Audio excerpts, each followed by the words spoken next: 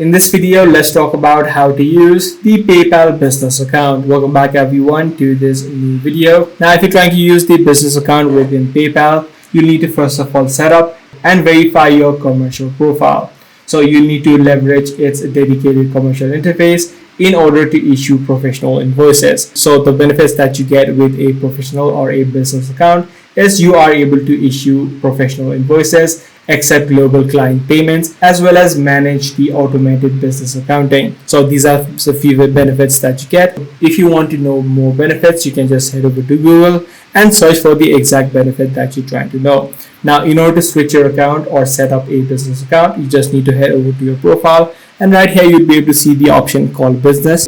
You just need to tap on switch and then fill in your business information. You need to add in your business type, your business category, as well as a few other details. Now, before you do that, make sure you grab your identity, such as your government issued ID, and then you'll also need to link your bank account. All of this is complete, and once the linking process is complete, your account will now successfully be switched to a business account. So this is the exact process that you follow. If this video did help you out, be sure to subscribe. I'm going to see you in the next one.